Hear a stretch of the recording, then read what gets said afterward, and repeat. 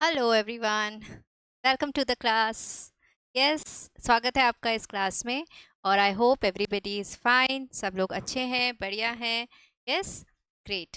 तो जैसे कि मैं आपको हमेशा बताती हूँ कि कमेंट सेक्शन में मुझे काफ़ी सारे आंसर्स मिले पिछले जो क्वेश्चंस मैंने पूछे हैं सेशंस में। ठीक है, किन किन ने आंसर दिया है? Khemchand, Kajal, Shantanu, Preeti, Anshu, Ruchi, Roohi, yes, Karishma, then we have Abhishek, Ishita, Surya, Arya, Chatur, Kabir, Vishal, Roma, Khushi, Harivansh, Ayush, Ravikant and Shivani. So very very nice बच्चों, आप लोग आंसर कर रहे हैं, बहुत अच्छी बात है। अब आप एक्यूरेसी की तरफ बढ़िए, सही आंसर देने की कोशिश कीजिए। ठीक है, ग्रेट। सो चलिए आज का सेशन हम शुरू करते हैं। आज हम वही चैप्टर पढ़ रहे हैं, जीव जगत का वर्गीकरण। ठीक है, और इसका लेक्चर है हमारा 9th। तो आज हम लेक्चर 9 पढ़ना शुरू करेंगे। तो लेक्चर 9 में बेसिकली हम किंगडम फंजाई में ही बाकी की क्लासेस पढ़ेंगे। पिछली बार अपन ने सिर्फ फाइकोमाइसिटीज ही पढ़ा था, अब अपन आगे पढ़ेंगे। ठीक है, पर उससे पहले क्या करेंगे? यस, वेरी गुड, रिकॉल करेंगे, रिवाइज करेंगे जो हमने पिछले सेशन में पढ़ा था। पिछले सेशन में हमने किंगडम फंजाई के बारे में पढ़ा कि कैसे इसको हमने अलग अलग क्लासेस में डिवाइड किया है। तो मैंने बताया था किस बेसिस पे किया है बच्चों। हमने इनको किया है ऑन द बेसिस ऑफ कवक तंतु की कैसी आकार की है, कैसी मॉर्फोलॉजी है। ठीक है, उसके अलावा इनमें लैंगिक जनन कैसा है, बीजाणु निर्माण कैसा है, इन सब के बेसिस पर, है ना। फलन काय दैट इज फ्रूटिंग बॉडी कैसी होती है, वो मैं आपको बताऊंगी अभी, फ्रूटिंग बॉडी या फलन काय क्या होता है। ठीक है, तो इस बेसिस पे हमने इनको डिवाइड किया है बेसिकली 4 क्लासेस में। सबको नाम याद है? Yes, it is PABD, that is phycomycetes, ascomycetes, basidiomycetes और ड्यूटेरोमाइसिटीज। ठीक है, तो इन 4 क्लासेस में अपन ने इनको डिवाइड किया है। यस, तो अपन ने देखा था कि जो 1 सेकेंड,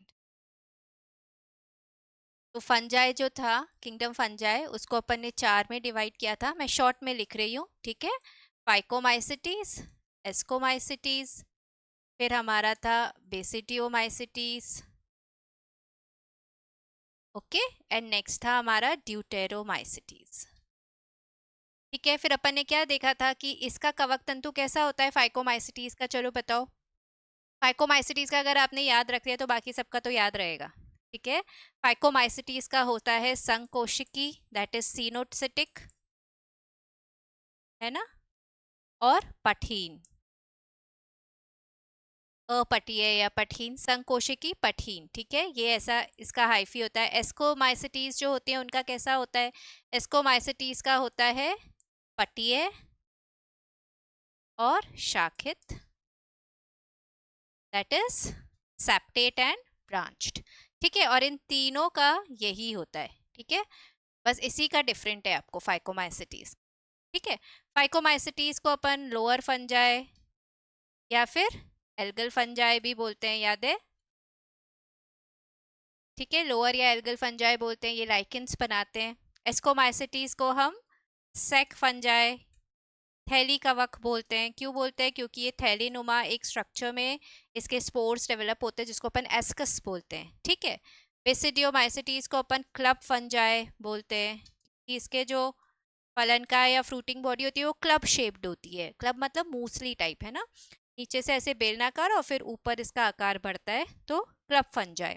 ठीक है, और ड्यूटेरोमाइसिटीज को मैंने आपको बताया था डस्टबिन ऑफ किंगडम फंजाई बोलते हैं, क्योंकि इनमें लैंगिक जनन स्पष्ट नहीं है। तो जिन भी फंजाई में हमें लैंगिक जनन स्पष्ट रूप से नहीं पता चलता या नई खोज हुई है, उनको अपन ड्यूटेरोमाइसिटीज में रख देते हैं। जैसे जैसे हमें उनकी खोज होती जाएगी तो हम उनको फिर इन तीनों में शिफ्ट कर देंगे। तो ये जस्ट एक डस्टबिन की तरह है।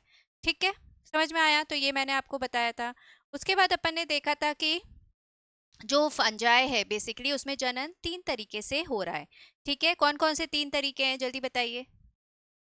यस, जल्दी जल्दी। Yes, very good. कायिक है, अलैंगिक है और लैंगिक है ना। तो 3 तरीके से जनन हो रहा है इनके अंदर। एक हो गया कायिक, दैट इज वेजिटेटिव। ठीक है, दूसरा हो गया अलैंगिक, दैट इज एसेक्सुअल, है ना, और तीसरा हो गया लैंगिक, दैट इज सेक्सुअल। ओके, फिर कायिक में अपन ने देखा था कि 3 तरीके से हो सकता है। कौन से 3 तरीके हैं बताइए? कौन से 3 तरीके हैं? एक तो है बाइनरी फिशन, ठीक है, द्विविखंडन। दूसरा है मुकुलन, जिसको अपन बोलते हैं बडिंग। ठीक है, इसको द्विविखंडन, ये मुकुलन। और एक होता है खंडन, दैट इज फ्रेगमेंटेशन। ये बोला था मैंने आपको, बाइनरी फिशन बडिंग आपको देखने को मिलेगी ईस्ट में। ठीक है, खंडन जो है फ्रेगमेंटेशन आपको देखने को मिलेगा तंतुमय फंजाई में, दैट इज जिसमें अपन ने एग्जाम्पल बेसिडियोमाइसिटीज का देखा था। ठीक है, उसके बाद अलैंगिक जनन होते हैं बीजाणु निर्माण द्वारा। बीजाणुओं का निर्माण होता है, स्पोर फॉर्मेशन होते हैं। और लैंगिक जनन में मैंने आपको बोला था 3 स्टेजेस होती है। कौन कौन सी 3 स्टेजेस होती है? कौन कौन सी 3 स्टेजेस होती है? Yes, yes, very good. तो 3 स्टेप्स कौन कौन से अपन देख लेते हैं। 3 स्टेप्स इसमें होता है, सबसे पहले 2 हाइफी जो है कवक तंतु वो पास आए, है ना। तो ये 2 सेल्स हैं बेसिकली, उसमें क्या होगा, सबसे पहले होती है प्लाज्मोगेमी, है ना, याद है। सबसे पहले होगी प्लाज्मोगेमी, जीव द्रव्य का संलयन होगा। ठीक है, इसको अपन बोलते हैं प्लाज्मोगेमी। और ये स्टेज क्या हो गई, क्या बोलते हैं स्टेज को, जल्दी बताइए। ये क्या स्टेज है? ये द्विकेंद्रकीय अवस्था है। डाइकैरियन भी आप इसको बोल सकते हो। द्विकेंद्रकीय अवस्था है, केंद्रक युग्मक भी बोलते हैं इसको। ठीक है, केंद्रक युग्म भी बोलते हैं इसको। ठीक है, तो ये हो गया आपका डाइकैरियन स्टेज। फिर क्या होगा, कैरियोगैमी होगी और ये न्यूक्लियस फ्यूज हो गया। ठीक है, कैरियोगैमी हो गई, न्यूक्लियस फ्यूज हो गया, और क्या बन गया अब बन गया हमारा मनज, दैट इज जाइगोट ना। ये द्विगुणित हो गया, अब ये युग्मनज बन गया, जाइगोट बन गया। अब इसके अंदर क्या होगा, मियोसिस होगा, दैट इज अर्धसूत्री विभाजन होगा, जिससे क्या बन जाएंगे, स्पोर्स। ठीक है, और ये जो स्पोर्स है ये जर्मिनेट होके वापस से फंजाई बना लेंगे, हाइफी बना लेंगे। ठीक है, तो कौन कौन सी 3 स्टेजेस अपन ने देखी थी सेक्सुअल रिप्रोडक्शन में। फर्स्ट स्टेज है प्लाज्मोगैमी, सेकंड है कैरियोगैमी, और थर्ड है मियोसिस। पर ये जो द्विकेंद्रकीय स्टेज है मैंने आपको बताया था, ये किस में देखने को मिलती है, याद है। द्विकेंद्रकीय स्टेज किस में देखने को मिलेगी, ए और बी में। ए और बी मतलब किस में मिलेगी आपको ये द्विकेंद्रकीय स्टेज, एस्कोमाइसिटीज और बेसिडियोमाइसिटीज में, ए और बी में। ठीक है, फाइकोमाइसिटीज में आपको ये स्टेज नहीं मिलती। क्यों नहीं मिलती, क्योंकि उसमें कैरियोगैमी प्लाज्मोगैमी एक साथ हो जाता है ना। जब जीव द्रव्य का संलयन होता है तभी केंद्रकों का भी फ्यूजन हो जाता है, तो दोनों एक साथ होता है, इसलिए आपको द्विकेंद्रकीय स्टेज फाइकोमाइसिटीज में देखने को नहीं मिलेगी। ड्यूटेरोमाइसिटीज में लैंगिक जनन होता ही नहीं है, तो उनमें नहीं मिलेगी। ए और बी में मिलेगी, एस्को और बेसिडियो में। ठीक है, उसके बाद अपन ने देखा था बीजाणु जो है, क्योंकि लैंगिक और अलैंगिक ना दोनों में ही बीजाणु का निर्माण हो रहा है, तो बीजाणु अलग अलग तरीके के हो सकते हैं, जिनके नाम और कहाँ वो बन रहे हैं अपने को पता होना चाहिए। तो बीजाणु जो है वो अलैंगिक जनन के दौरान भी बन सकते हैं, ठीक है, और वो लैंगिक जनन के दौरान भी बन सकते हैं। अब अलैंगिक जनन के दौरान अगर बन रहे हैं तो मैंने आपको बताया था, या तो वो अंतरजातीय हो सकते हैं, एंडोजेनस हो सकते हैं, या फिर वो बाहिर जात हो सकते हैं। ठीक है, या फिर एक्सोजेनस हो सकते हैं, मतलब या तो किसी संरचना के अंदर वो बनेंगे, या फिर अगर वो हाइफी के ऊपर बाहर से ही बन रहे हैं तो उसको बाहिर जात। ठीक है, अंतरजातीय एंडोजेनस का एग्जाम्पल आपका हो गया स्पोरेंजियोस्पोर्स, है ना, जो कि स्पोरेंजिया में बनते हैं। ठीक है, और जिस हाइफी जिस कवक तंतु पे स्पोरेंजिया डेवलप होता है उसको अपन बोलते हैं स्पोरेंजियोफोर। ठीक है, अब ये जो स्पोरेंजियोस्पोर्स हैं ये अपन ने देखे थे 2 तरीके के होते हैं। ठीक है, एक होते हैं ऊस्पोर्स, ठीक है, sorry, I am so sorry, ये 2 तरीके के होते हैं, एक होते हैं जूस्पोर्स, ठीक है, और एक होते हैं ए प्लानोस्पोर्स। ठीक है, जूस्पोर्स मतलब चल बीजाणु, और ये होते हैं अचल बीजाणु। चल बीजाणु आपको किस में मिलेंगे, यस, ये आपको मिलेंगे oomaicetys में। ठीक है, अचल बीजाणु आपको किस में मिलेंगे, जाइगोमाइसिटीज में। और ये दोनों ही किसकी सब क्लासेस हैं, ओमाइसिटी जाइगोमाइसिटी, दोनों किस में इंक्लूडेड होती हैं? ये इंक्लूडेड होती हैं फाइकोमाइसिटीज में। फाइकोमाइसिटीज ही दो में डिवाइडेड है, ऊमाइसिटीज और जाइगोमाइसिटीज। ठीक है, फिर हम बाहिर जात की बात करें तो बाहिर जात दैट इज एक्सोजेनस होता है कोनिडियोस्पोर्स,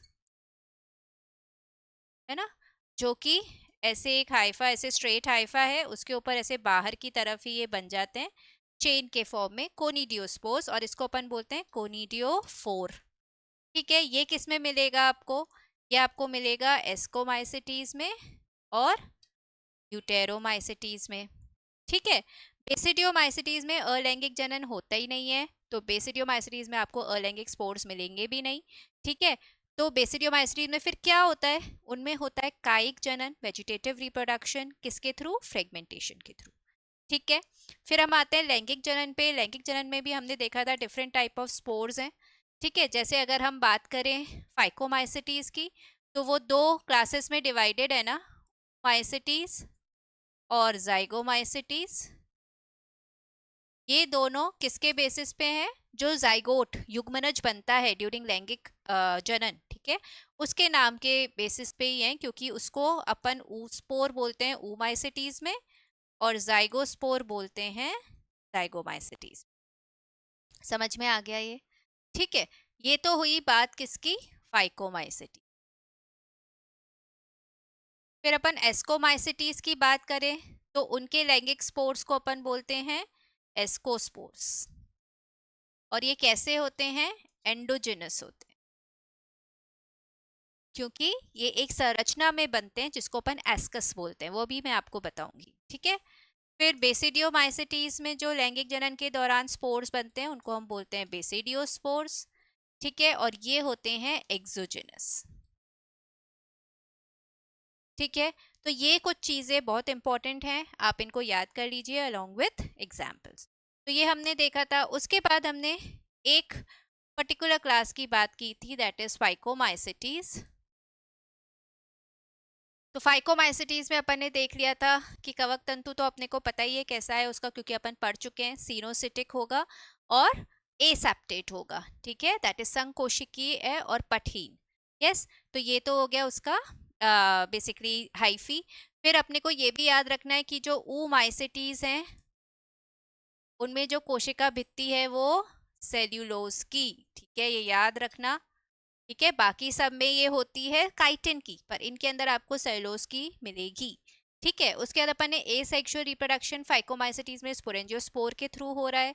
ठीक है, जिसमें जो जूस्पोर्स हैं वो आपको ऊमाइसिटीज में, ए प्लानोस्पोर्स आपको मिलेंगे जाइगोमाइसिटीज में। ठीक है, फिर हम सेक्सुअल रिप्रोडक्शन पे आते हैं, लैंगिक जनन पे। तो लैंगिक जनन के बेसिस पे ये दो हो गए, ऊमाइसिटीज जाइगोमाइसिटीज। ठीक है, फिर ऊमाइसिटीज के कुछ एग्जाम्पल्स अपन ने देखे थे, आप लोग को याद हो तो क्या एग्जाम्पल्स थे ऊमाइसिटीज के?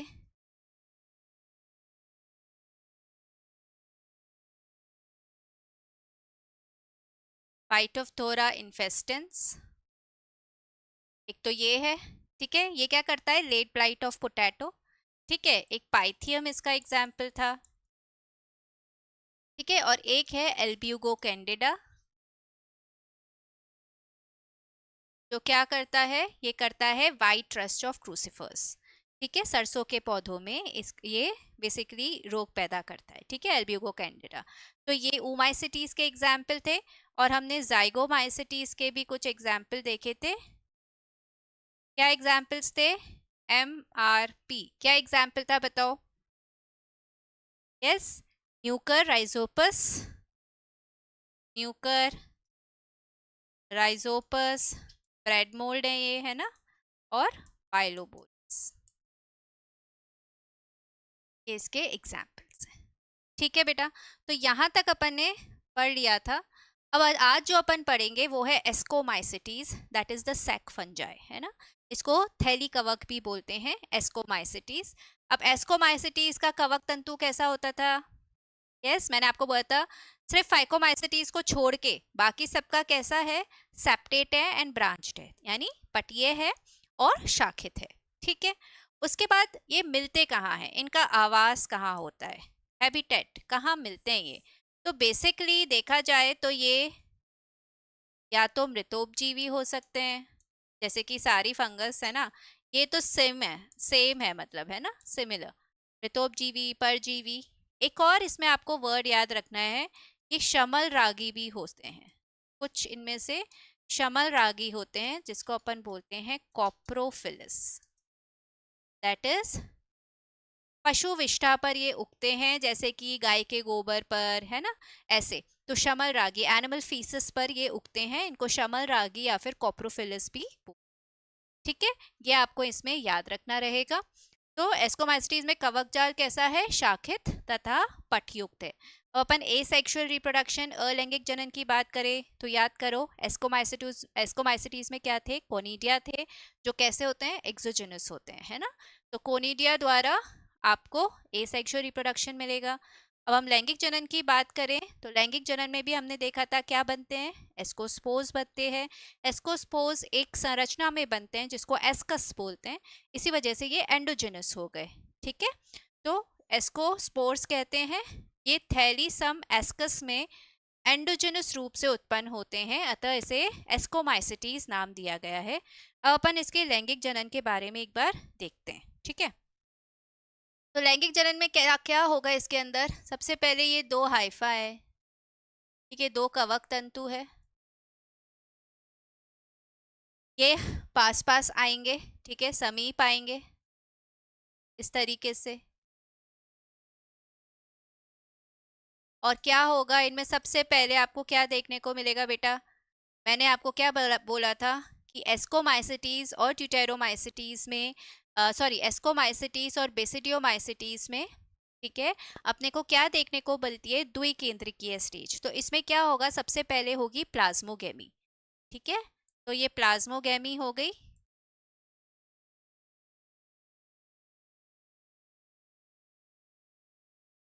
सबसे पहले होगी प्लाज्मोगेमी और आपको ये द्विकेंद्रिकीय स्टेज मिल जाएगी। अब क्या होगा? ये जो द्विकेंद्रिकीय स्टेज है, इसके ऊपर एक स्ट्रक्चर डेवलप हो जाता है। जो द्विकेंद्रिकीय है, इसके ऊपर एक इस तरीके से थैलीनुमा एक संरचना डेवलप हो जाती है, जिसको अपन बोलते हैं एस्कस। इसको अपन बोलेंगे एस्कस। और जिस कवक तंतु पर ये एस्कस बन रहा है उसको अपन बोलेंगे एस्कोजिनस हाइफा। समझ में आया आपको? तो ये एस्कस थैलीनुमा स्ट्रक्चर बन गया। अब क्या होगा? ये जो दो न्यूक्लियस हैं वो इस एस्कस के अंदर चले जाएंगे ऐसे। ठीक है, अब क्या होगा? अब क्या होगा? ये जो दो न्यूक्लियस हैं, अब इनमें क्या होना चाहिए बेटा? यस, इनमें होगी कैरियोगेमी। ठीक है, तो अब क्या हो गया?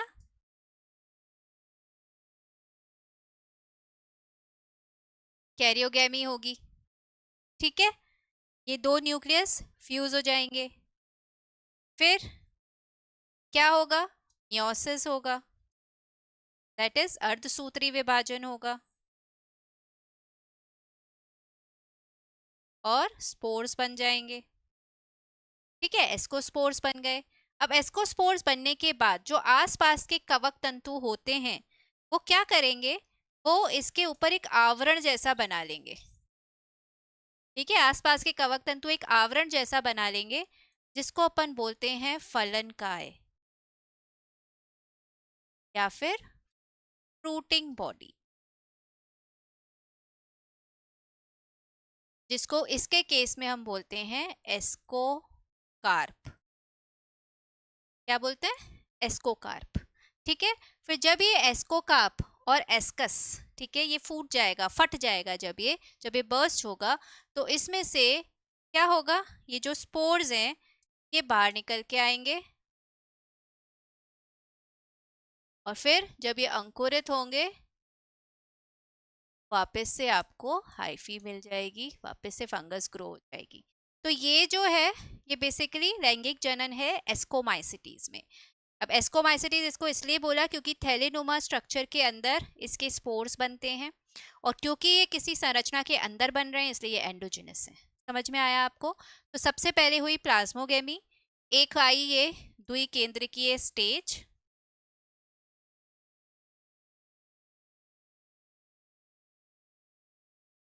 ठीक है, ये द्विकेंद्रकीय अवस्था आ गई। ठीक है, फिर इसके ऊपर एक एस्कस का निर्माण हुआ, थैलीनुमा संरचना का निर्माण हुआ, जिस कवक तंतु पे ये बन रहा है इसको अपन ने बोला एस्कोजिनस हाइफा। ठीक है, फिर क्या हुआ, ये जो दो न्यूक्लियस थे ये इस एस्कस के अंदर गए। ठीक है, वहां पे इनकी क्या हुई, कैरियोगेमी हुई, फ्यूजन हुआ, और ये बन गया आपका युग्मनज। ठीक है, युग्मनज बन गया। ये क्या है, द्विगुणित है अब। ठीक है, द्विगुणित है, युग्मनज है। फिर इसमें क्या होगा, अर्धसूत्री विभाजन, मियोसिस होगा, स्पोर्स बन जाएंगे, और इसके अराउंड जो कवक तंतु हैं वो मिलके एक आवरण बना लेंगे जिसको अपन फलन का या फ्रूटिंग बॉडी या फिर एस्कोकार्प बोलेंगे इस केस में। और फिर जब ये बर्स्ट हो जाएंगे तो ये जो स्पोर्स हैं ये बाहर आएंगे और अंकुरित होके फिर से हाइफी बना लेंगे। सो इस तरीके से इनका लैंगिक जनन चलता है। ठीक है, आई होप सबको समझ में आया होगा।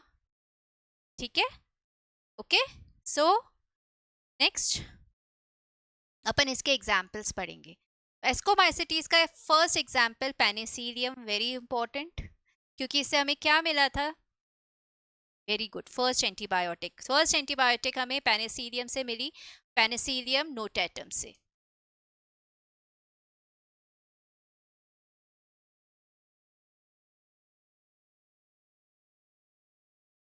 ठीक है, सो पेनिसिलियम नोटेटम से हमें फर्स्ट एंटीबायोटिक मिली थी, यस, और वो थी पेनिसिलिन। किसने खोजी थी, अलेक्जेंडर फ्लेमिंग ने। ठीक है, तो पेनिसिलियम नोटेटम, पेनिसिलियम इसी का एग्जाम्पल है एस्कोमाइसिटीज का। फिर we have Aspergillus niger. Aspergillus जो है ये एक डिजीज कॉज करता है जिसको अपन बोलते हैं एस्परजिलोसिस।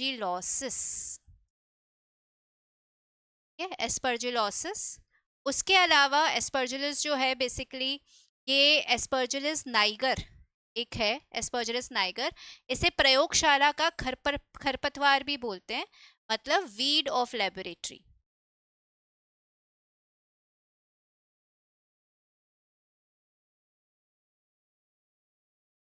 ठीक है, वीड ऑफ लेबोरेटरी, प्रयोगशाला का खरपतवार भी हमें बोलते हैं इसे, क्योंकि इसमें सिट्रिक एसिड भी प्राप्त होता है हमें। इससे हमें क्या प्राप्त होता है, सिट्रिक एसिड। समझ में आया आपको? सॉरी, वीड ऑफ लेबोरेटरी इसको क्यों बोलते हैं, क्योंकि कहीं भी ग्रो कर सकता है। वीड क्या होते हैं, अनवांटेड प्लांट्स, है ना।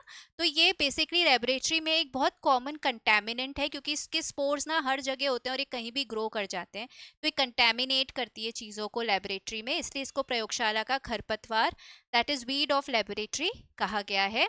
इससे सिट्रिक एसिड भी प्राप्त होता है। ठीक है, एस्परजिलस नाइगर से हमें सिट्रिक एसिड भी प्राप्त होता है। संग्रहित फूड पर, है ना, संग्रहित जो फसल होती है, संग्रहित जो फसल पादप होते हैं, जो स्टोर्ड फसल होती है, उसके ऊपर ये एस्परजिलस नाइगर अगर उगती है ना, अगर वहां पे उगती है तो ये क्या करती है, ये कुछ टॉक्सिन्स प्रोड्यूस करती है जिसको अपन बोलते हैं एफ्लाटॉक्सिन्स।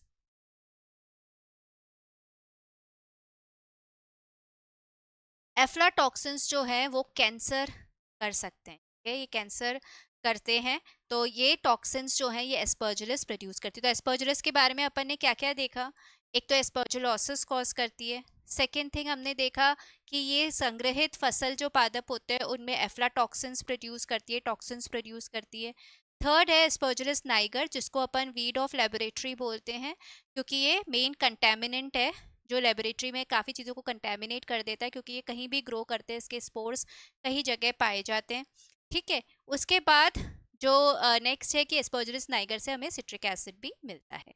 ठीक है, नेक्स्ट आता है हमारा क्लेविसेप्स, क्लेविसेप्स परप्यूरा। इसका नाम क्या हो जाएगा, पूरा नाम है इसका क्लेविसेप्स परप्यूरा। इससे बाजरा व राई में इरगट डिजीज होती है। ठीक है, इरगट डिजीज जो है बाजरा व राई में ये क्लेविसेप्स परप्यूरा करता है। इस कवक से एक नशा करने की दवा एलएसडी, लिसर्जिक एसिड डाइएथिलामाइड, प्राप्त होती है। LSD लिसर्जिक एसिड डाइथैलामाइड, ये हमें किससे प्राप्त हो रही है? क्लेविसेप्स परप्यूरा से। ठीक है, फिर आता है न्यूरोस्पोरा, इसको हम रेड और पिंक मोल्ड भी बोलते हैं। ठीक है, ड्रोसोफिला ऑफ प्लांट किंगडम हम इसको बोलते हैं, क्योंकि ये जो है हम बेसिकली जेनेटिक और बायोटेक्नोलॉजिकल अध्ययन में इसको यूज़ करते हैं। तो जेनेटिक्स में, बायोटेक्नोलॉजी में इसका काफ़ी यूज़ होता है, ये जो रेड और पिंक मोल्ड न्यूरोस्पोरा है। तो इसलिए इसको ड्रोसोफिला ऑफ प्लांट किंगडम बोलते हैं। और इस वर्ग में आने वाले मॉरल तथा ट्रफल खाने योग्य होते हैं। शायद आपको नीचे का दिख नहीं रहा हो, तो इसमें एक और चीज़ आती है, मॉरल्स एंड ट्रफल्स, कि ये दोनों जो हैं ये खाने योग्य होती, सुस्वाद भोजन है, ये कुछ खाते हैं लोग, ये खाने योग्य है, मॉरल्स एंड ट्रफल्स। ठीक है, तो एस्कोमाइसिटीज में हमने क्या क्या एग्जाम्पल देखे? क्या क्या एग्जाम्पल देखे हमने? एक तो हो गया पेनिसिलियम, एक हो गया एस्परजुलस, एक हो गया क्लेविसेप्स, न्यूरोस्पोरा, और नेक्स्ट है मॉरल्स एंड ट्रफल्स, जो कि खाने योग्य हो। ठीक है, उसके बाद एक और एग्जाम्पल एस्कोमाइसिटीज का है, जो कि सिंगल सेल्ड है, एक कोशिकीय है। यस, एक कोशिकीय फंजाई कौन सा है? वो भी एस्कोमाइसिटीज में ही आता है, याद रखिएगा। तो जो ईस्ट है वो भी एस्कोमाइसिटीज में ही आता है। मैंने आपको बताया था कि इसको हमने फंजाई किंगडम में क्यों रखा हुआ है, क्योंकि इसकी जो लैंगिक जनन की अवस्थाएं हैं वो बहुत ज़्यादा एस्कोमाइसिटीज से मैच खाती हैं, इस वजह से इसको यहाँ रखा हुआ है। तो ये जो ईस्ट है, सेक्रोमाइसिस सेरेविसी,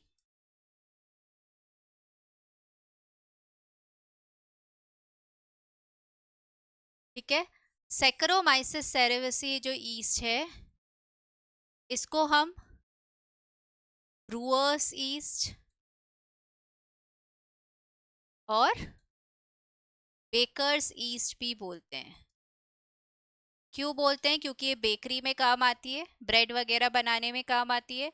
और ब्रूअर्स ईस्ट क्योंकि ये अल्कोहल बनाने में भी काम आती है, ये फर्मेंटेशन से ये अल्कोहल बनाती है, दैट्स वाई ये ब्रूअरी इंडस्ट्री में भी यूज होती है, इसलिए इसको ब्रूअर्स ईस्ट बोलते हैं, बेकर्स ईस्ट बोलते हैं, सेक्रोमाइसिस सेरेविसी। ठीक है, नेक्स्ट हम आते हैं क्वेश्चन पे। वर्ग एस्कोमाइसिटीज के संबंध में निम्न में से कौन सा कथन सही नहीं है? ठीक है, ए, कॉनिडिया कॉनिडियोफोर्स पर अंतर जातीय रूप से उत्पन्न अलैंगिक स्पोर्स होते हैं। मेरे को तो लगता है ये फर्स्ट स्टेटमेंट ही रॉन्ग है ना, क्योंकि ये अंतर जातीय रूप से नहीं होते हैं, ये एक्सोजेनस होते हैं। ठीक है, एस्कोस्पोर्स एस्काई में अंतर जातीय रूप से उत्पन्न लैंगिक स्पोर्स हैं, बिल्कुल सही बात है। एस्परजुलस न्यूरोस्पोरा एवं क्लेविसेप्स एस्कोमाइसिटीज फंजाई है, ये भी बिल्कुल ठीक है। एस्कोमाइसिटीज में माइसीलियम सामान्य रूप से शाखित व सेप्टेट होता है, ये भी सही है। तो आपका फर्स्ट स्टेटमेंट यहाँ पे रॉन्ग है। ठीक है बेटा, नेक्स्ट, पेनिसिलियम में अलैंगिक प्रजनन किन के द्वारा होता है? पेनिसिलियम अपन ने देखा किसका एग्जाम्पल है? एस्कोमाइसिटीज। और एस्कोमाइसिटीज में एसेक्सुअल रिप्रोडक्शन के टाइम कौन से स्पोर्स बनते हैं? कौन से स्पोर्स बनते हैं? यस, वेरी गुड, कोनिडियोस्पोर्स, है ना। तो आपका आंसर होगा conidiospores. Got it everyone? Great. चलिए अब आगे चलते हैं अपन, और हम आते हैं basidiomycetes, that is club fungi पे। ठीक है, अब जो बेसिडियोमाइसिटीज है उसका कैसा होगा कवक तंतु? ऐसा ही होगा जैसे एस्कोमाइसिटीज का था, है ना, सेप्टेट होगा, ब्रांच्ड होगा। ठीक है, दैट इज पटीय होगा और शाखित होगा। ठीक है, अब इसमें एक चीज हमें याद रखनी है कि इसमें पाए जाने वाले जो पट होते हैं वो विशिष्ट प्रकार के होते हैं, इस तरीके से होते हैं,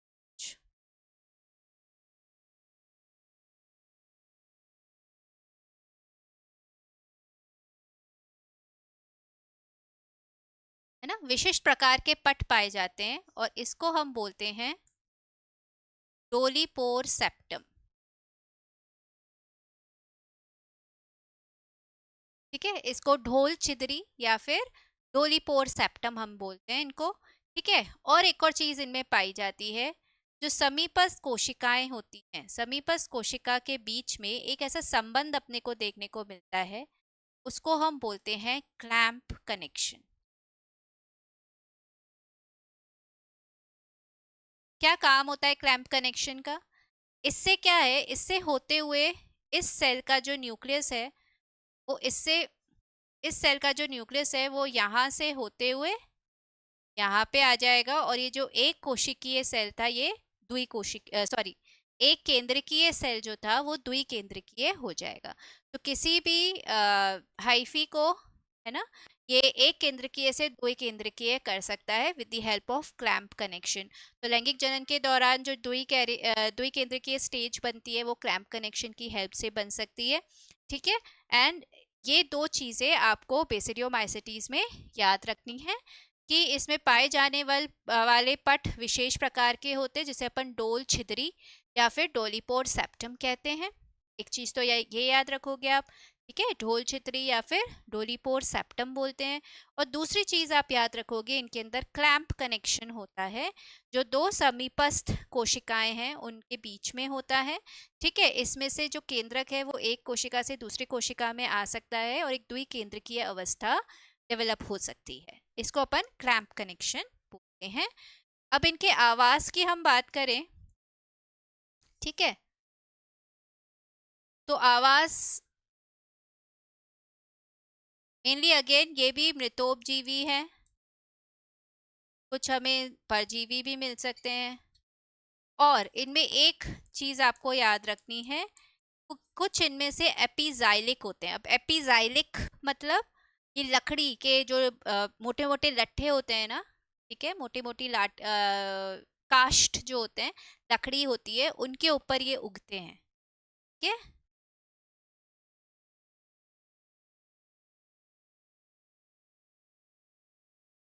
पर ये उगते हैं इसलिए इनको एपिजाइलिक भी बोल, ठीक है।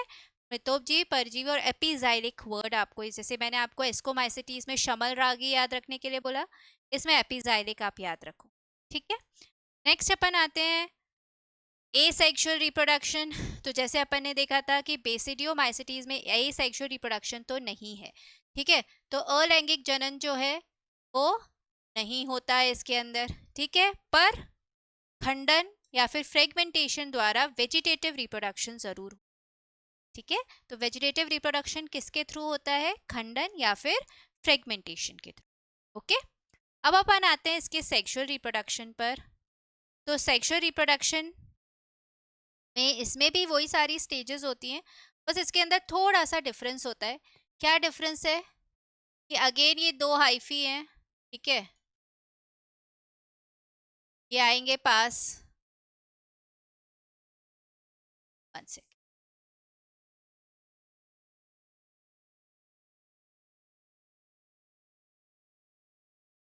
ठीक है। अब क्या होना चाहिए, यहाँ पर एक चीज बनती है जिसको हम बोलते हैं क्लैंप कनेक्शन, है ना, इनके अंदर होता है क्लैंप कनेक्शन।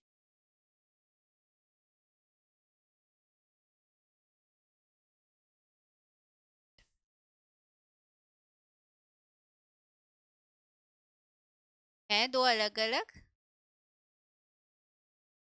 अब ये जो दो है सेल्स उनके बीच में बन जाएगा क्लैंप कनेक्शन। ठीक है, और इस क्लैंप कनेक्शन से ये जो न्यूक्लियस है ये अब इधर आ जाएगा। तो अब आपको क्या मिल जाएगी बेटा, क्या मिल जाएगी, द्विकेंद्रकीय अवस्था मिल जाएगी, है ना। इसको अपन क्या बोलेंगे, प्लाज्मोगेमी हो जाएगी। और ये क्या है,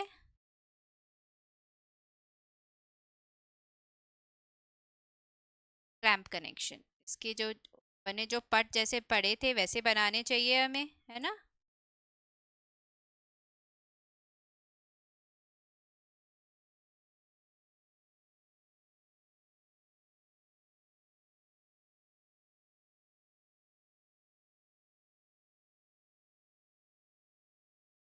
इस तरीके से इसके पट होंगे। ठीक है,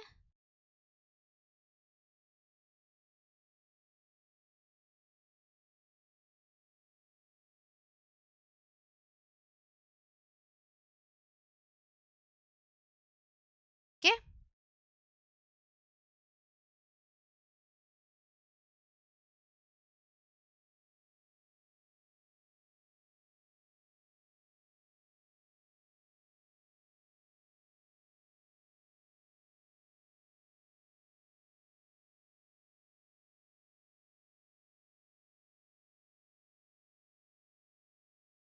ठीक है।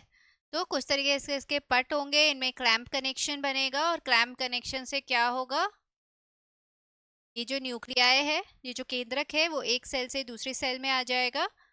यस। और ये द्विकेंद्रिकीय अवस्था हमें अब यहाँ पे देखने को मिलेगी।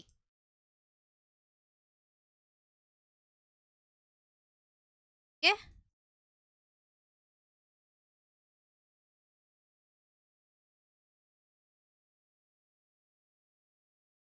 अब क्या होता है इसके अंदर, अब इनके अंदर जो द्विकेंद्रिकीय अवस्था है उसके ऊपर एक स्ट्रक्चर हमें बनता हुआ दिखता है, जिसको अपन बोलते हैं बेसिडियम। ठीक है।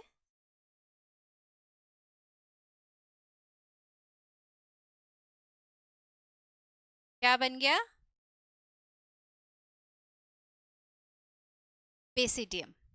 ठीक है। अब क्या होगा, जैसे एस्कोमाइसिटीज में हुआ था ना बेटा,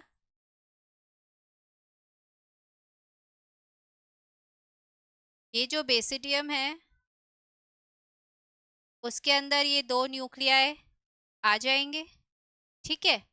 उसके बाद क्या होगा इन न्यूक्लियाई का, जल्दी जल्दी बोल, लिखते जाओ आप, है ना। क्या होगा अब इन न्यूक्लियाई का,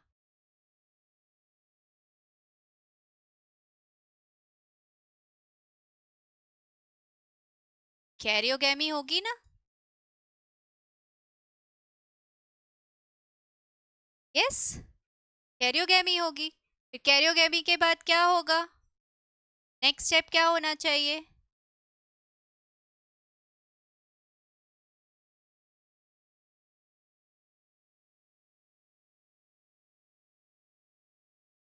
नेक्स्ट स्टेप क्या होना चाहिए, मियोसिस होगा। यस।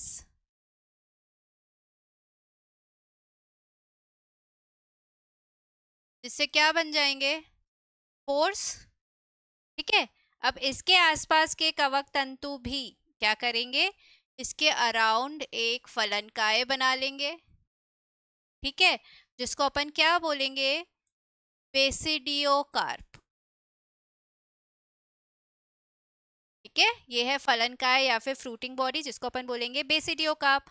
अब ये बेसिडियोकार्प और ये जो बेसिडियम है ना, जब ये फट जाएगा तो ये जो स्पोर्स हैं ये क्या होगा, ये बाहर आ जाएंगे। ये स्पोर्स बाहर आ गए और फिर ये अंकुरित होके क्या बना लेंगे, वापस से हाइफी बना लेंगे। तो ये होता है बेसिडियोमाइसिटीज की लैंगिक जनन में। ठीक है। तो बेसिकली इसमें आपको दो चीज याद रखनी है, एक तो क्लैंप कनेक्शन, ठीक है, और बेसिडियम का निर्माण होता है, फिर बेसिडियो कार्प बनता है। ठीक है। तो इसमें सबसे पहले क्या हुआ, वापस जो दो अलग अलग कवक तंतु हैं, दो डिफरेंट स्ट्रेन्स के कवक तंतु ये पास में आते हैं। ठीक है। सबसे पहले क्या होगा, इनके बीच में एक क्लैंप कनेक्शन बनेगा समीपवर्ती कोशिकाओं के बीच। ये जो केंद्रक है वो इस क्लैंप कनेक्शन के थ्रू इस वाली कोशिका में आएगा और एक द्विकेंद्र की अवस्था हमें मिल जाएगी। ठीक है। अभी द्विकेंद्र की अवस्था जो बनी है के उसके ऊपर आपको अभी दिख रहा है एक संरचना डेवलप हो जाती है, जिसको अपन बोलते हैं बेसिडियम। ठीक है। और अब क्या होगा, ये जो न्यूक्लियाई हैं ये दोनों ये इसके अंदर आ जाएंगे। ठीक है। अब ये इसके अंदर आ गए, फिर क्या होगी, कैरियोगेमी, ये फ्यूज हो गए और आपका क्या बन गया, जाइगोट या फिर युग्मनज बन गया। ठीक है। उसके अंदर मियोसिस हुआ। यहाँ पे मैंने एक गलती कर दी है बेटा, जो आप ध्यान रखिएगा। इनमें अपन ने पढ़ा था कि जो बेसिडियोस्पोर्स होते हैं वो कैसे होते हैं, एक्सोजेनस होते हैं। तो वो इसके अंदर नहीं बनते हैं, बल्कि वो कैसे बनते हैं, मान लीजिए ये बेसिडियम है, वो ऐसे बाहर की तरफ बनते हैं। ठीक है।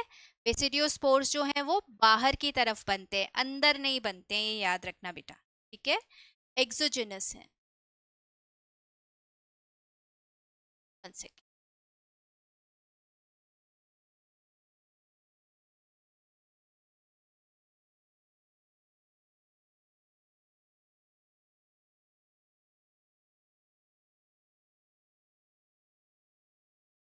ऐसे ये बाहर की तरफ बनेंगे। ठीक है, इसके ऊपर बनेंगे, अंदर नहीं बनेंगे। दैट इज वाई हमने इसको बोला था ये एक्सोजेनस है। और फिर इसके अंदर ये फलनकाय बॉडी दैट इज बेसिडियोकार्प इसके ऊपर बन जाता है, कवरिंग सी बन जाती है जिसको फलनकाय body that is basidiocarp fruiting body बोलेंगे। और फिर इनमें से स्पोर्स निकलेंगे तो ये टर्मिनेट होके वापस से हाइफी बनाएंगे। तो ये इनका लैंगिक जनन है। ठीक है, ये याद रखना है, ये एक्सोजेनस है, एंडोजेनस नहीं है। डायग्राम बनाते वक्त भी आप याद रखिए। ठीक है, तो आपने क्या देखा इसमें, सबसे पहले क्रैम्प कनेक्शन, प्लाज्मोगेमी हुई, द्विकेंद्रिकीय अवस्था हुई, बेसिडियम का निर्माण हुआ, दोनों जो न्यूक्लियाई वो बेसिडियम में आ गए। ठीक है, फिर इनमें कैरियोगेमी हुई, जाइगोट का निर्माण हुआ, फिर क्या हुआ, फिर मियोसिस हुआ जिससे स्पोर्स बने जो कि एक्सोजेनस थे, इसके ऊपर बनेंगे और इसके अराउंड एक फलनकाय बॉडी बनी दैट इज सॉरी फलनकाय दैट इज फ्रूटिंग बॉडी बनी, इसको हम बेसिडियोकार्प बोलेंगे। फिर जब ये बेसिडियोकार्प और ये बेसिडियम जब ये फटता है तब ये बाहर निकल के आते हैं स्पोर्स। ठीक है, और फिर ये हाइफी में जर्मिनेट। ठीक है, तो ये होता है लैंगिक जनन बेसिडियोमाइसिटीज में। अब इसके एग्जाम्पल्स हम देखें तो सामान्यतः इसमें आते हैं mushrooms, bracket fungi, puff balls, ये सब इसके एग्जाम्पल हैं। ठीक है, rust fungi that is Puccinia भी इसका एग्जाम्पल है। ठीक है, इसको हम बोलते हैं रस्ट फंजाई पक्सीनिया। ये गेहूं में कीट रोग उत्पन्न करता है। फिर मशरूम्स जैसे मैंने आपको बताया इसके अंदर आते हैं मशरूम्स, छत्रक, बेसिडियोकार्प भी इनको बोलते हैं। तो ये जो है सबसे स्वादिष्ट मशरूम जो है उसका नाम याद रखिए, अगैरिकस बाइस्पोरस। ठीक है, और दुनिया का सबसे विषैली मशरूम है एमेनिटा मस्कैरिया। ठीक है, ये भी हमें याद रखना है, सबसे विषैली मशरूम है एमेनिटा मस्कैरिया। ये विभ्रमक होती है दैट इज हेल्यूसिनोजेनिक होती है।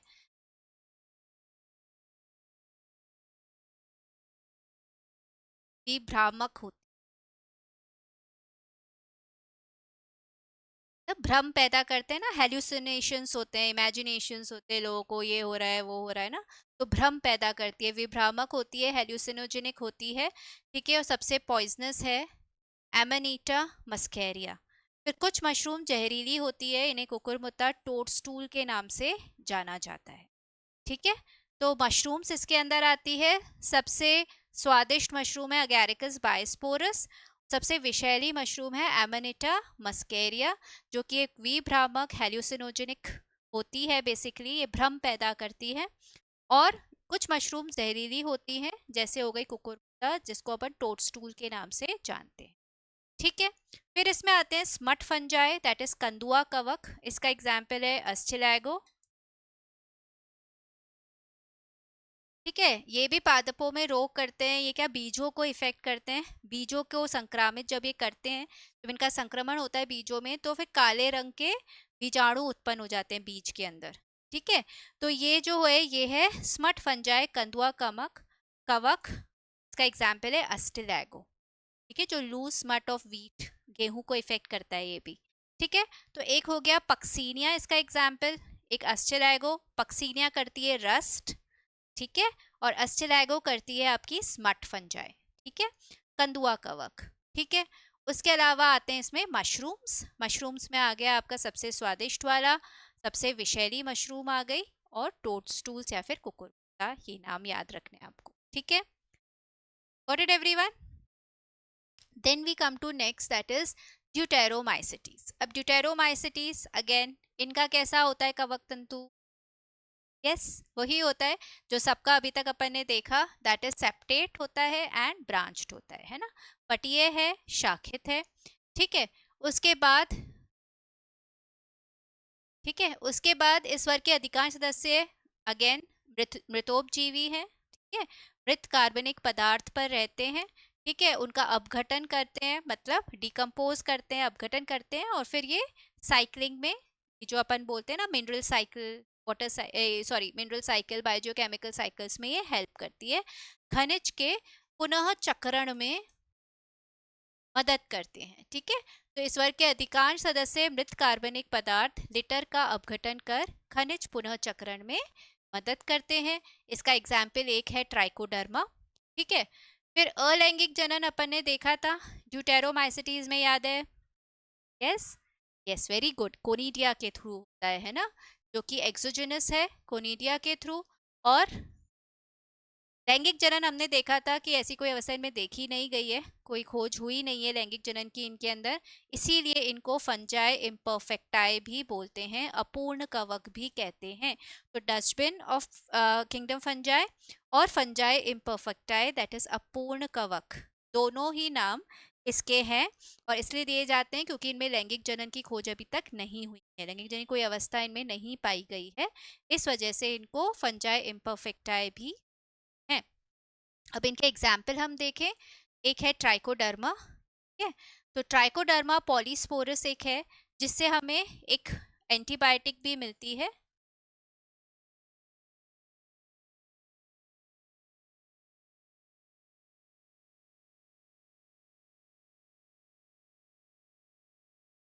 ट्राइकोडर्मा पॉलीस्पोरस से हमें मिलती है साइक्लोस्पोरिन ए, ठीक है, तो ये हमें मिलता है इससे, ट्राइकोडर्मा पॉलीस्पोरस से साइक्लोस्पोरिन ए एंटीबायोटिक हमें मिलती है इससे।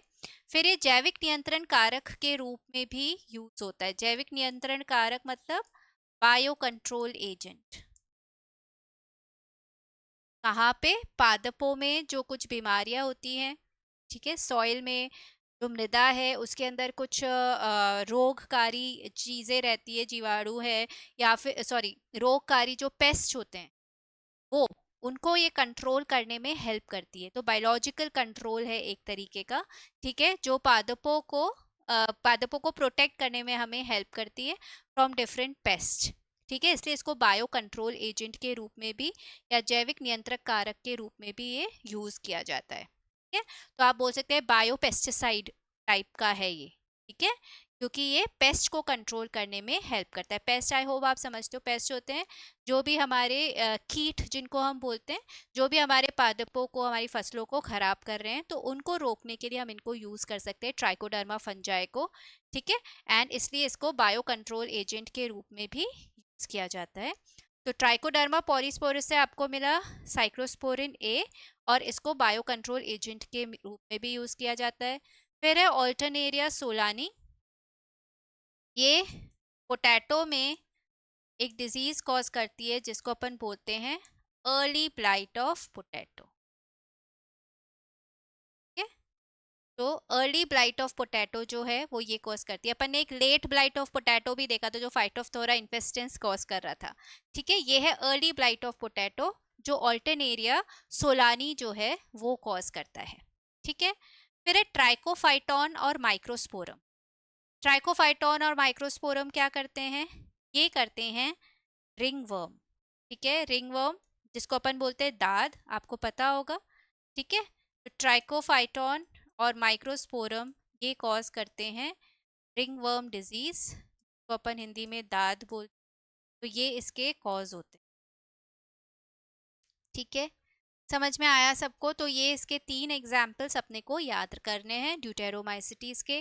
कौन कौन से एग्जाम्पल मैंने आपको बताया? एक तो है ट्राइकोडर्मा, ट्राइकोडर्मा पॉलीस्पोरस से हमें साइक्लोस्पोरिन ए मिलती है और ट्राइकोडर्मा को हम बायो कंट्रोल एजेंट के रूप में भी यूज करते हैं। बायो कंट्रोल एजेंट मतलब पेस्ट, बायो पेस्टिसाइड जैसे पेस्ट को कंट्रोल करने में हम यूज करते हैं पादपों को रक्षा करने के लिए, तो डिफरेंट रोगों से बचाने के लिए, ठीक है। सेकेंड इज ऑल्टरनेरिया सोलानी, एक तो ये हो गया, दूसरा हो गया ऑल्टरनेरिया सोलानी जो early blight of potato cause करता है, और तीसरा हमारा हो गया ट्राइकोफाइटॉन या माइक्रोस्पोरम जो कि रिंग वर्म दैट इज दाद जो होती है उसका पॉजिटिव एजेंट है। समझ में आया आपको? तो ये 3 एग्जाम्पल्स हैं आपके ड्यूटेरोमाइसिटीज के। नेक्स्ट है अब हमारे पास कुछ क्वेश्चंस, ठीक है, तो जो हम जल्दी से देख लेते हैं। गलत कथन को चुनिए।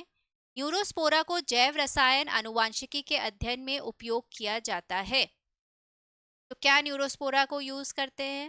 मैंने आपको बताया था न्यूरोस्पोरा को हम बोलते हैं ड्रोसोफिला ऑफ प्लांट किंगडम, और क्यों बोलते हैं Drosophila of plant kingdom? Because इसको जेनेटिक्स और बायोटेक्नोलॉजी के अध्ययन में यूज किया जाता है, तो ये बिल्कुल सही है। मॉरल और ट्रफल विषैले छत्रक हैं, मॉरल्स और ट्रफल्स क्या ये विषैले हैं? मैंने आपको बताया था मॉरल्स और ट्रफल्स जो होते हैं वो खाने योग्य होते हैं, ये विषैले नहीं होते हैं। सो ये वाला गलत स्टेटमेंट है, ये वाला स्टेटमेंट आपका सही है। ईस्ट एक कोशिकीय है और किण्वन में उपयोगी है, बिल्कुल सही है। ईस्ट जो है वो यूनिसेल्युलर होती है और फर्मेंटेशन में हेल्प करती है, बिल्कुल सही है। पेनिसिलियम बहुकोशिकीय है और प्रतिजैविक उत्पादन करता है, बिल्कुल सही बात है। पेनिसिलियम से हमें पेनिसिलिन मिलती है, पेनिसिलिन जो कि एक एंटीबायोटिक है, ठीक है। तो आपका गलत स्टेटमेंट क्या है इसके अंदर बेटा? ठीक है, आपका आंसर होगा नेक्स्ट। निम्नलिखित में से कौन से कवक में विभ्रमक हेल्यूसिनोजेंस होते हैं? यस, हेल्यूसिनोजेंस विभ्रमक होते हैं, ठीक है। मैंने आपको बताया भी था, एमानीटा मस्कैरिया। अमानीटा मस्कैरिया जो ये है ना, ये बेसिकली पॉइजनस है। आपने देखा था सबसे विषैले जो मशरूम है वो यही है, ठीक है। और इनसे ये बेसिकली विभ्रामक भी हैं, हेल्यूसिनोजेनिक भी हैं, ठीक है। तो आपका एग्जाम्पल होगा नेक्स्ट। निम्नलिखित में से कौन सा कथन सही है? ठीक है, अचल युग्मकों या दो चल युग्मकों के बीच जीव द्रव्य के संलयन को कोशिका द्रव्य लयन कहते हैं। मतलब दो गैमीट्स हैं, ठीक है, दो युग्मक हैं, उनके बीच जब जीव द्रव्य मिलता है, जब जीव द्रव्य का फ्यूजन होता है, तो क्या हम उसको कोशिका द्रव्य संलयन बोलते हैं? यस, या फिर प्लाज्मोगैमी बोलते हैं, बिल्कुल सही है ये स्टेटमेंट, ठीक है। जो जीव जीवित पादपों पर निर्भर होते हैं उन्हें मृतोपजीवी कहा जाता है। बताइए ये सही है क्या? अगर कोई जीव जो है वो जीवित पादपों पर निर्भर है तो क्या वो मृतोपजीवी है? नहीं, ऑब्वियसली वो मृतोपजीवी नहीं है, वो परजीवी है ना। तो ये रॉन्ग स्टेटमेंट है। कुछ जीव वायुमंडलीय नाइट्रोजन के आच्छाद कोशिका कही जाने वाली विशिष्ट कोशिकाओं में स्थिरीकृत कर सकते हैं। हमने देखा था कि ब्लू ग्रीन एल्गी है ना, बीजीए जो होती हैं वो नाइट्रोजन फिक्स करती हैं। यस, नाइट्रोजन का स्थिरीकरण करती है, पर कौन सा इनमें चीज होती है, कौन सा स्ट्रक्चर होता है, क्या बोलते थे अपन उस संरचना को? जल्दी से चैट कमेंट सेक्शन में लिखिए, क्या बोलते हैं अपन उस संरचना को जो ब्लू ग्रीन एल्गीज में नाइट्रोजन स्थिरीकरण में हेल्प करती है? Yes, very good, that is known as heterocyst.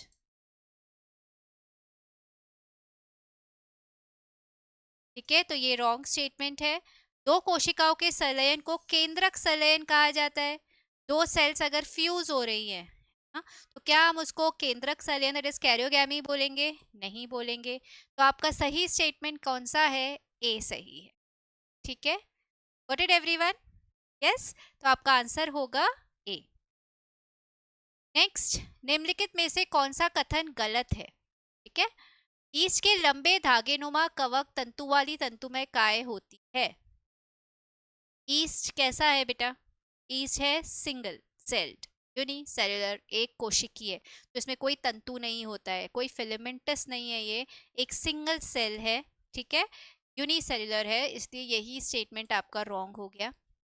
Moral और ट्रफल खाने योग्य होते हैं, ये मैंने आपको बताया ही था।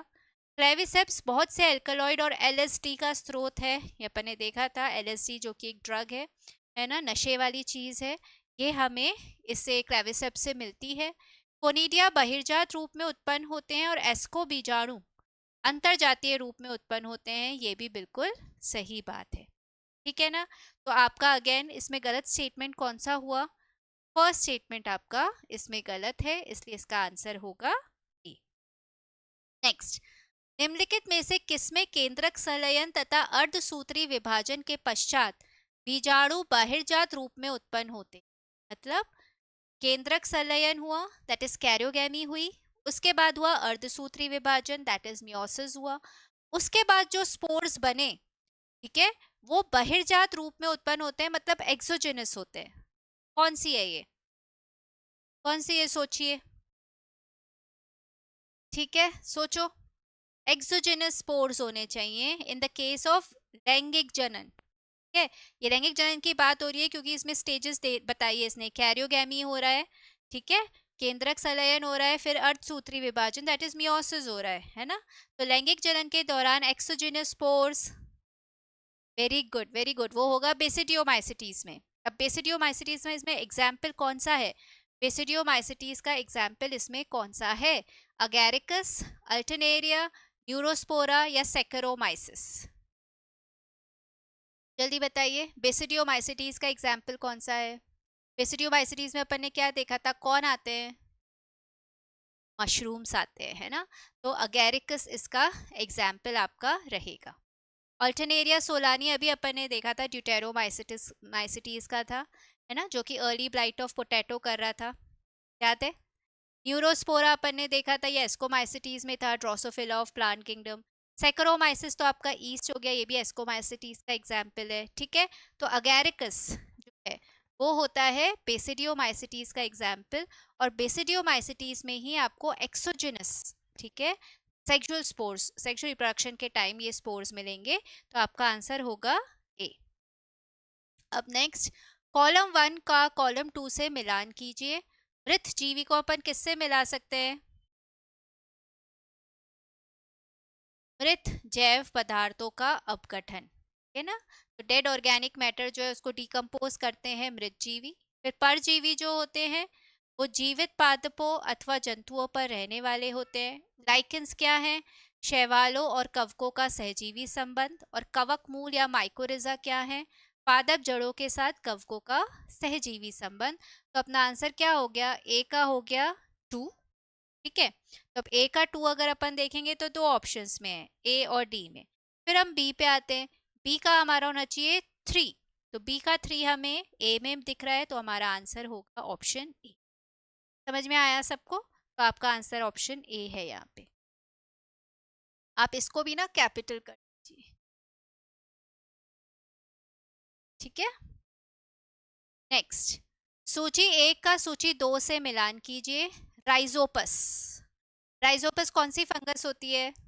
Mucor Rhizopus, yes very good, bread mould, है ना? तो ये डबल रोटी का फंगस है।